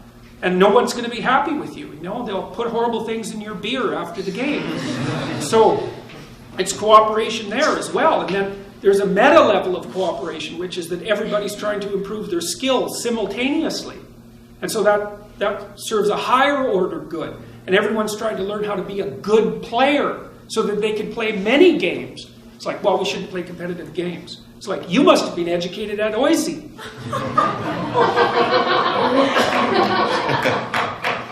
Sad. It's very sad. And it's so ignorant for people who know something about child development to say something like that. It's just, what is with you? Where were you educated? Or where weren't you educated is the right response. So with men and women, well, there is group competition. For example, you're competing, roughly speaking, with all your classmates, right? And some of the women are going to outshine you. And so that's tough for men. It's particularly tough for men because it isn't obvious how you compete full bore with women. It's not obvious, and we don't know how to solve that problem. And then, of course, status in relationship to the male hierarchy is more important for men than it is for women because women pick their mates based on their position in the social hierarchy. And so that puts men also in an awkward way. It puts women in an awkward position too. Like a lot of you women, let's say there's a fair number of you here who have an IQ of more than 130, which puts you in like maybe the top, you know, you're 1 in 20, 95th percentile. And then, you know, you've got pretty good career propositions. So like your pool of eligible mates is minuscule. And the data shows that clearly. If I remember correctly, a 15-point increase in IQ for a woman decreases her probability of finding a partner by about 40%. It's something like that. It has zero effect for men, by the way, because men mate across and down dominance hierarchies, not across and up. So if you're a smart woman and you're attractive and you're young and you're hardworking and you have a good career, it's like you need a man who's smart, hardworking, young, who has a good career, but he has to be a little better at those things than you. It's like, good luck. Good luck. It's going to be rough because there just aren't that many people like that. And so there's another problem that faces women too, which is you're not going to be smart, hardworking, with a good career till you're 30. Well, then you have to compete with 25-year-old women. And so that's also an insoluble problem because the thing about 25-year-old women is they put less stress on men. Why? Why? because they can have babies for an extra 5 years. So every guy thinks, yeah, I'll have kids sometime. Because he can think that. He can have kids till he's 80. What the hell does he care? Women, no, 35, 40, you better get it together by then. And so when you're 30 and you've got your act together, you've got those 25-year-old women to compete with. And men don't care about your damn status. So it's rough. It's rough. So there is lots of competition between men and women, but it's nested inside a much broader domain of cooperation. Marriage is this fundamental solution to that. And I think the evidence for that is also clear. It's like it's better for women, you have a better sex life, you're healthier, your kids are better off, you're not nearly as likely to plummet into a lower socioeconomic category, which almost always happens to women who get divorced. Because it's hard. You got one income, you got kids, good luck. Like, you're poor. And if you're not, it's because you're working. So often, the only time you have to have a date is with some psychopathic man who's useless and can bend his schedule around yours. Yeah, well, I've seen plenty of this, man. I'm not talking through my hat. I know exactly what the hell happens when you're a little older and a little poorer and a little more desperate. It's not exactly fun. So I wouldn't recommend that you end up there. So. Okay, on that happy Valentine's Day note. It's a two-part question. You mentioned you talked earlier about English common law. About 20 years ago, I read an article from a constitutional expert who warned against the negative repercussions that would come from the way we wrote the Charter of Rights and Freedoms, and particularly codifying select victim groups. And that we've turned our back on 800 years of English common law, and effectively stepped away from the rule of law. And the second part that relates to that is there was an excellent question last Saturday from the great-granddaughter of Robert Baldwin, who talked about the lack of stories, which I thought was a really important question. And how those two relate in my mind is my in-laws escaped from a communist country, and I've had dinner time conversations for decades now with my father-in-law, with both of them, about what that looked like and what that felt like, and I think where Baldwin's great-granddaughter's question was important was that we don't have the stories that would inform us, and you touched on that. Because some of the stories that from their experience are really horrible, and I know that there are all kinds of Canadians, and they actually are fearful for where we are in society right now. But they're frightened to speak out, and I think bringing that back around to the Charter of Rights and Freedoms, we've codified preferred victim groups, but we've overlooked then that most trauma and abuse happens within groups, and also going back to Barbara Kay's point earlier, we sort of overlooked that just because someone's in a victim group doesn't mean that they're also not a perpetrator, and that doesn't get a lot of press. So yeah, whenever anyone claims victim status without simultaneously claiming perpetrator status, you should run away from that person. Right. It's like, I'm a saint and everyone's been hurting me. It's not, no, probably not. Sorry. You're a saint? Really? I don't think so. I doubt it. I imagine you have your fair share of abstract blood on your hands, just like everybody else. And so people need to take responsibility for that. I mean, okay, so with regards to... Just one more thing. So, and I'm wondering if what you're describing now is basically what I didn't understand 2 decades ago about that warning about the Charter of Rights and Freedoms. Oh yeah, that was a catastrophe to lay that bit of logical rationality on top of the English law common law system was a catastrophe.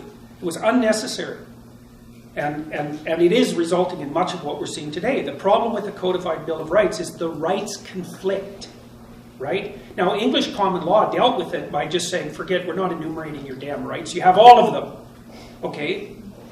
What problems is that going to solve? We don't care. We'll solve them one by one as they emerge. Brilliant. It's an evolutionary approach to law, essentially. English common law is phenomenal, and we made a huge mistake codifying our rights, I think. And that is part of what's put us here. And then building in the victimhood of groups. That's a hell of a thing to tell someone too. You're part of a victim group. It's like, it's so clueless historically too. You know, the serfs in the USSR, who were pretty much all Caucasian, they weren't emancipated till the late 1800s. Like, you don't have to go very far back in anybody's racial history to find the equivalent of slavery. I mean, okay, serfs weren't slaves. It's, yeah, they were. They were. They were sold with the property, you know, and so that's 150 years ago. Slavery was not some exception perpetrated on the world by the United States. Every damn society virtually that ever existed up until we invented machines ran on slave labor. So saying, well, you know, some groups have been affected more by slavery in the recent past than others. I think that's fair to say. But the problem is well, what exactly do you do about that then? And who defines it? And it's a big mess. And besides, none of it's to be trusted anyways, because all it is postmodern neo-Marxist sleight of hand. You know, Marxism got demolished in the 70s. Demolished, ruined. It was never to rise again. The postmodernists, sneaky French intellectuals, played a little sleight of hand. Okay, it's not the working class against the wealthy. It's the victims against the oppressors. Great. All we did was move the goalpost slightly. Now we get to play the same game. Yeah, well, it's a lot easier than thinking. So, yeah. And because we've had so many people who escaped communism, why do That's what they thought. Well, exactly. So why do you think those stories aren't getting out? Because God, that's a good question. I teach about the Gulag Archipelago in my personality class of all the dopey places to teach it. It's like at the beginning of the class, I say, well, how many of you know that 30 million Soviet citizens were destroyed through internal repression between 1919 and 1959? It's like 4 people put up their hands. I say, well, how do you know? I watched your lectures on YouTube. You know, that's not taught in schools. Why? I know why. It's because the bloody intellectual leftists have never apologized for their complicity in the catastrophes of the 20th century. The Germans apologized. Sorry about the Nazis. Well, the left-wing intellectuals, they say, oh, well, that wasn't real Marxism. It's like, oh, okay. How many corpses have to pile up around you before you're willing to question your beloved ideological presuppositions and face your resentment and your narcissism and your desire for destruction? You don't like people anyways. The planet has too many of them. So like a nice war might clear that up well. Then all the plants can grow again.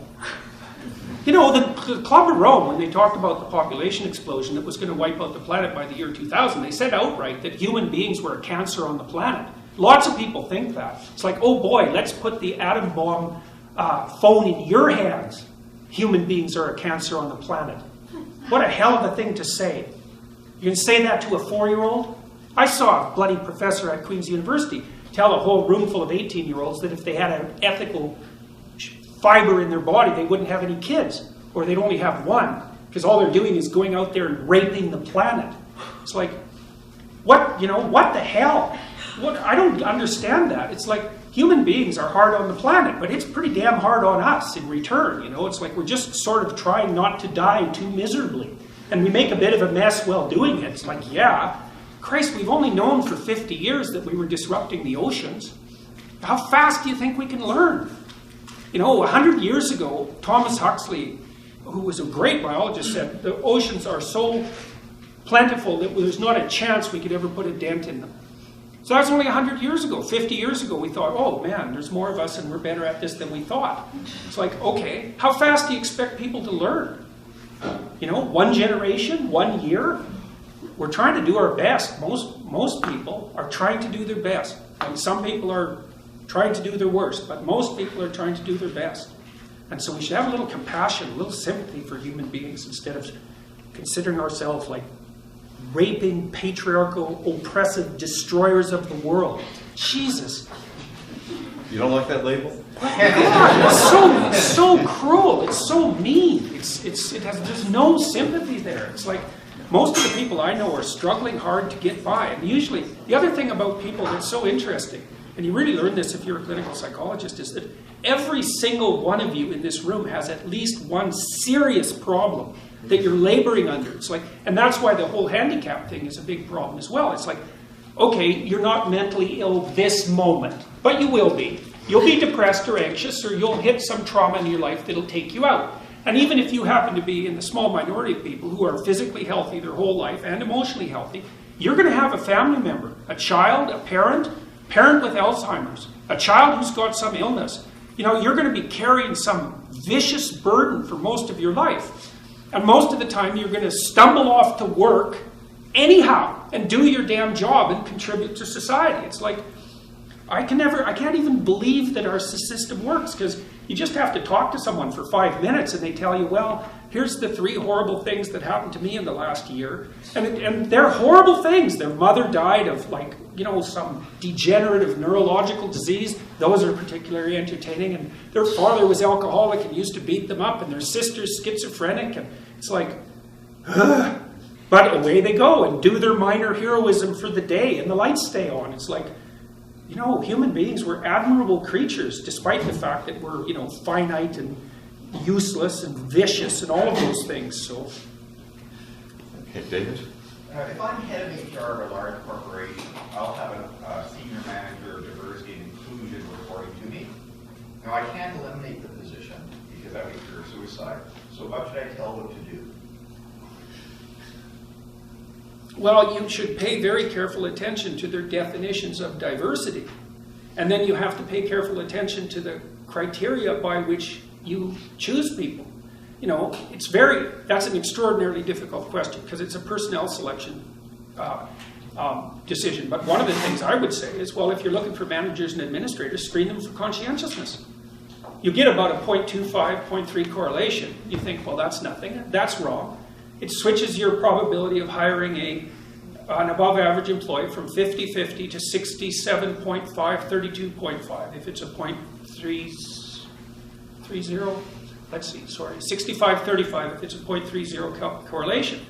And because there's massive variability in the productivity of individuals, tilting your selection up to that degree will have massive economic payoffs. I've done the calculations. They're crazy, and there's no bias in a conscientiousness test. Yeah, so that's opposed to saying that a bias-free test for hiring, so the diversity person would be responsible for that. What happens when the board says, so what are we doing for women? When the court says it? The board. The board, the CEO says, oh, by the way, you're the diversity officer, what are we doing for women? Well, one of the things you might do is track the shifting ratio of men versus women in the corporation. But that's the sort of thing that requires a microanalysis. You know, like there's going to be, and increasingly there are, many disciplines where women are overrepresented at every single level. That's happening in universities so fast. There won't be a damn man left in the Faculty of Arts and Science in 10 years. It's like, so for all you women who are looking for mates, you better be thinking about that. Because men are bailing out of university so fast, you cannot believe it. I've watched the curves for 15 years. It's linear up for women, linear down for men. And so you can think, well, that's really good for women. It's like, that's so clueless. There can't be anything that's bad for men that's good for women, and vice versa. You know? Another thing, too, that's, okay, so back to the board, you have to say, well, what's the industry? How does that map onto the valid natural interests of men and women? Is there any evidence that we're hiring stupidly? And the mere fact that you don't have as many women or as many men in one place versus another doesn't indicate, therefore, that you're prejudiced. You have to buy the equity argument to buy that. And if you buy the equity argument, well, you're done with it anyway. So because you're going to fall down that spiral, you'll never get out of it. You'll never hit equity. Not a chance. Now, a lot of these corporations are doing it out of guilt and fear. You know, you said that people are afraid to speak up. Jesus, you just have no idea how afraid people are to speak up. And it's actually no wonder. I mean, I made those videos. It was like I got hit by a tidal wave. You know, it freaked me right out. It still does. I can't believe what happened. Like it's been, I would say overall it's been good, but it's not necessarily the kind of good you would wish on someone. I kind of would like to have my old life back. But whatever, you know, I knew what was coming, so it was only a matter of time. But people are so afraid to speak up. You just cannot believe it. Tenured professors, those are the most protected people in the universe. And they're afraid to speak up. And And that tells you a lot about what people are like. But I should tell you, you should be afraid to speak up. But I'll tell you something else. You should be more afraid not to speak up. That's the thing. It's like you're screwed both ways. Pick your poison. You can either suffer the consequences of having a voice, or you can suffer the consequences of not having a voice. And I would highly recommend that you don't pick the suffering that goes along with not having a voice. That's dreadful. And so you might say, well, if I don't speak up, I'm safe. It's like, yeah, you are for the next 15 minutes. But you've sacrificed a bit of your soul. You might need that thing to get through life without getting all bitter and twisted and resentful. So if you've got something to say, maybe even to your board, you say it. And you don't know what's going to happen. It might be bad, it might be good. But silence has exactly the same consequences. So, and Dr. Peterson's hiring, so when they get rid of you, or they're hiring to replace me. They're not, by the way. The university has backed off completely. And I'm sure that was a big part of, because of all the public support. Right. You know, not that, I mean, I'm not trying to paint them as evil villains, because they're not. But also the students were very welcoming to me when I came back to class, which was a big deal, because I was very nervous when I came back to class, like very nervous. I didn't know what the hell was going to happen, or even if I was going to come back. So, but, well. Okay, there's at least one more question, or two questions, and then we're going to probably wrap up. Okay. I listened to you on the Joe Rogan podcast, which was one of my favorite episodes, but you mentioned that despite it being difficult for you to say, you would not recommend that today's youth attend university in the traditional sense. So I wanted to know what advice you would have for people who are aspiring to be clinical psychologists or who want to pursue any form of further education.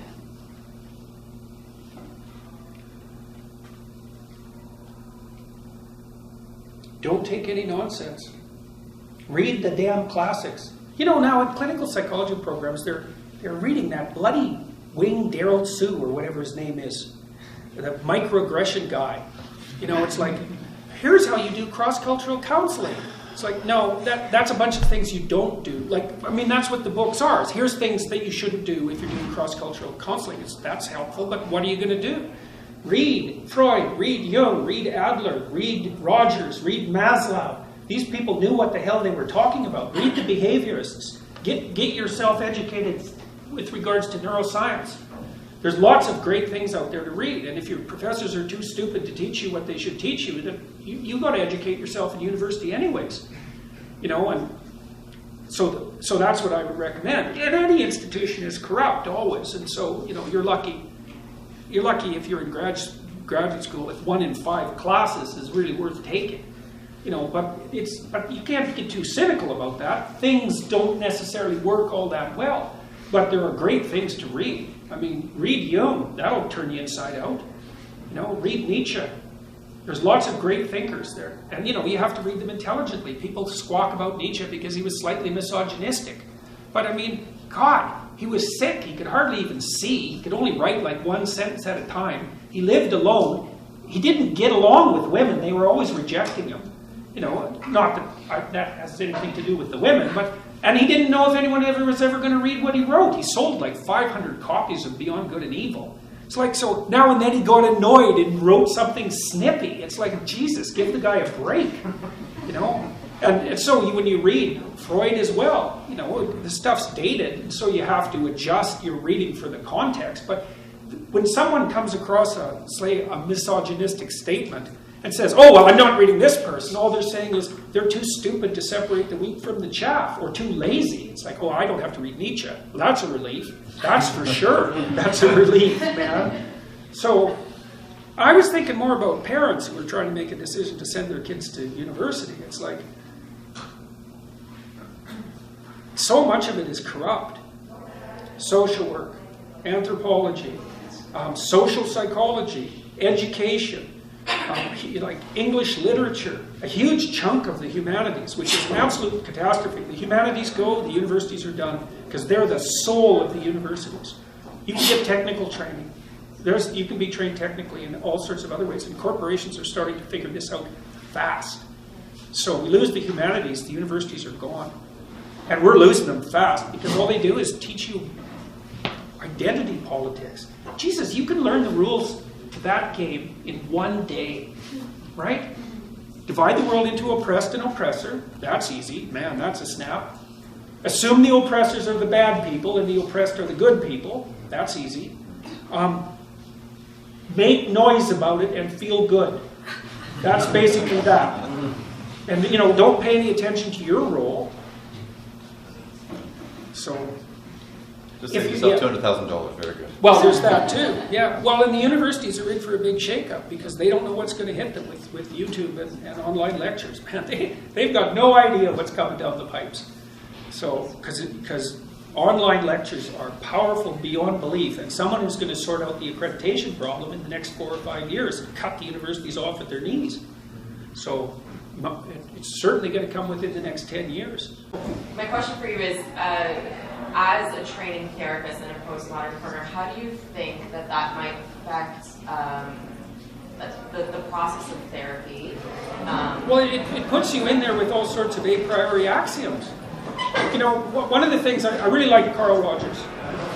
And one of the things Rogers does is listen. That's what you do as a therapist. The better you are at listening, the faster your clients will get better. And you have to listen without prejudice. And I mean that in the technical sense. It's like, okay, so I'm listening to you. It's like, I don't know what you're going to say. And I don't know if you're right. And I'm not going to tell you what to do because I don't know what you should do. And that's something about being a therapist. It's like, you do not want to tell people what to do because that's their life and you might screw it up. So what you want to do is listen to them very, very carefully and let them unwind their story. And most of it, they'll take care of themselves, you know, because no one's listened to them. And so they don't even know what they think. Their head is full of jumbled mess of thoughts and experiences. It's like a tangling of knots. And maybe the person needs to talk for like 3 years to sort it all out. And what you should do is listen to them from a different culture, whatever. Like there's going to be friction because of that, because you'll come at it, at least to some degree, with different assumptions. But read the damn therapists. Those people were smart, man. They tell you things about... It's like each of them gives you a different toolbox. They're not scientific theories exactly, but as a clinician, you're not a scientist. You're an engineer of the soul. That's a better way of thinking about it, because it's an applied... It's like engineering. It's an applied science. So that makes it not a science exactly. You can use scientific knowledge, but you're still aiming at the good. Right? That's what you're doing as a therapist. With the other person, you say, look, you already know that things aren't as good for you as they need to be. We're going to work on that. And you're here to make things better. And I'm here to help you figure out how to make things better. And then I'll listen to you. And we'll move towards some place that's lighter and better. And then you have tools that you can use in that kind of analytic and listening process. And the great psychotherapists, man, those people had their 10,000 hours, you know, and they all come at it from slightly different temperamental perspectives. Like Jung's work is really useful for dealing with people who are high in openness. So his whole philosophy is, you have an open client, Jung works. If you have a conservative client, forget it. It's a whole different thing. So what I'm hearing from you is that the postmodern stance is helpful for the field of psychotherapy. From what you're saying is to listen, and that you're not giving an absolute truth to these clients. Yeah, but the problem is that the postmodern thing works out pretty well, but they keep nesting it in Marxism. It's like, oh yeah, but their primary identity is like sex or gender or ethnicity or race. It's like, no, sorry, we're not going there. So, and it's not exactly postmodernism, because the postmodernists are misinformed about the nature of scientific theories, I think. And they don't really see them as tools, but I see them as tools. And so you can have a diverse range of tools, and they don't, each one doesn't have to claim epistemological or ontological priority, but that means that you have to view those sorts of theories as tools. That makes you a pragmatist, not a postmodernist. So.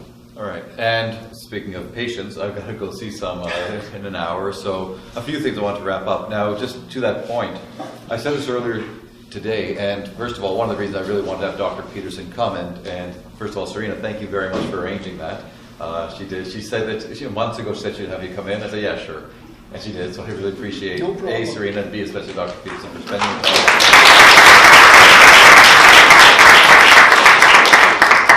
I would have preferred to have broadcast this widely and then have said, look, you know what? I want all the Peterson haters to come in. I want you to have a chance to be able to actually face confront what you're afraid of. Don't be ignorant. Don't just impose your own beliefs and your biases and everything onto what you're saying, but actually hear it, process it, come to a reality and fact-based conclusion about the things that you're trying to promote. Because in today's society, truly, everything you've been talking about, I don't think this is hyperbole. I think that we are going down a dangerous path. We're seeing the consequences of it. And I mean, all my students know this. I've been promoting this in therapy, in my classes, in my family, this idea that you need to be able to expose yourself to things that make you uncomfortable, that you're not aware of. And that's, again, that's kind of a ground rule of good psychotherapy. It might be the ground rule of psychotherapy. And speaking honestly. And being honest. And honest about yourself. Honest about your biases, your ignorance, your fears, your flaws. You can't grow without that. So this, to me, was a I guess, manifestation of that desire. I wanted to bring you here, and I really do appreciate you taking the time. I know you've got many speaking engagements. I do appreciate that, and I'm glad that so many people had very poignant questions that you were able to address. What are you going to do with the video? What's the plan for that? Being very low in conscientiousness, I hadn't thought that far ahead. Yeah, I'll probably put it in Dropbox. I'll definitely give you the well, lots of people will watch it, so Great. it doesn't matter. That's the thing that's so cool about YouTube, man. It's Right. like you have a stadium. I have a stadium now every time I talk, which is weird, man. It's very weird. Right. Well, we're definitely going to be uploading it, and I'll send it to you, and we'll make the arrangements. So, Okay. Thank you very much again for coming, and thank you everybody for coming.